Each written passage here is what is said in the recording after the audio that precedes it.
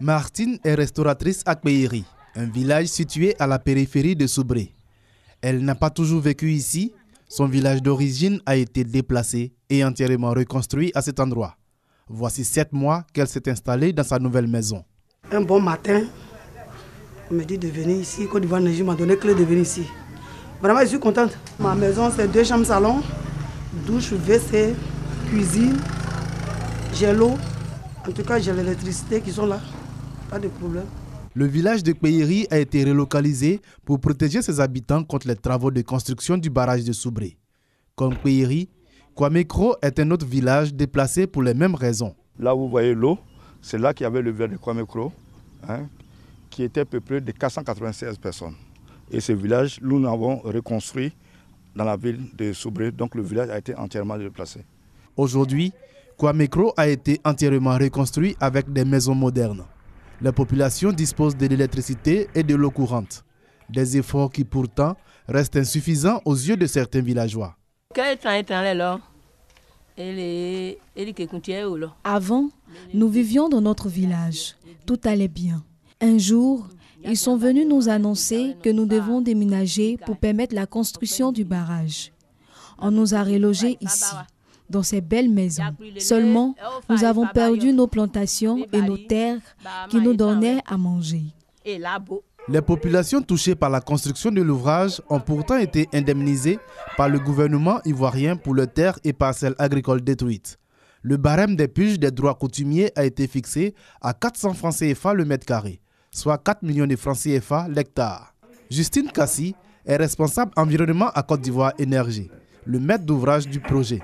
Elle fait partie des agents qui ont conduit la procédure d'indemnisation. Ils ont eu des mesures d'accompagnement, comme des indemnités de réinstallation, qui tiennent compte de la taille du ménage. Il y a également des indemnités de transport pour déplacer les affaires de leur ancien site vers le nouveau site.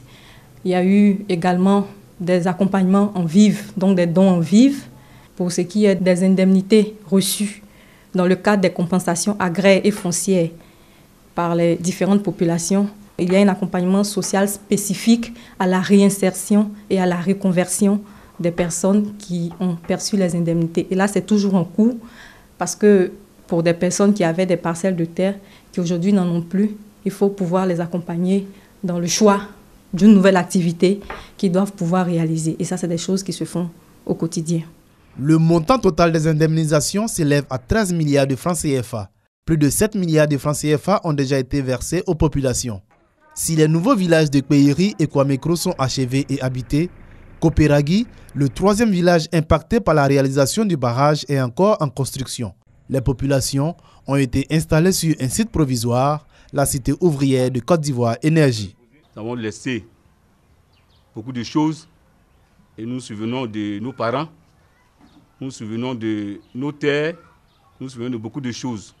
Nos parents, les doyens et nos mamans, c'est un sentiment d'amertume parce qu'ils laissaient dans les eaux profondes leurs frères, leurs sœurs, et puis venir se trouver sur cet espace, c'est un sentiment d'amertume. Pour nous autres, c'est une révolution, c'est une autre occasion de nous relancer dans la société. Vous voyez, donc les sentiments sont partagés. Les populations de Kopéragui regagneront définitivement leur nouveau village d'ici la fin de l'année 2017. Une nouvelle vie qui suscite tout de même des inquiétudes chez les villageois. Nous serons en face des paiements de certaines factures d'eau, de courant. Parce que nous avons changé un mode de vie. Ce sont ces difficultés que je vois déjà venir pour certains d'entre nous. Au total, ce sont près de 2500 personnes qui ont été déplacées et réinstallées dans ces nouveaux villages. Un bouleversement dans la vie de ces populations qui est perçu comme une contribution à l'effort de développement du pays. Je lance un appel pressant à tous nos frères qui ont eu des plantations, en tout cas leurs biens détruits par la montée des eaux. Il n'y a jamais de réalisation sans sacrifice. On ne peut jamais faire l'omelette sans casser les œufs. Au départ, il y a eu des incompréhensions, il faut avoir le courage de le dire, parce que c'est des terres qu'ils ont perdues. Mais l'État de Côte d'Ivoire, soucieux de la vie de ses concitoyens, a pallié à ça, en les indemnisant, en tout cas dans leur globalité. Déjà première région productrice de cacao, Soubré se pose désormais avec son barrage comme la principale région productrice d'énergie en Côte d'Ivoire. Une autre position qui fait la fierté de toute une région.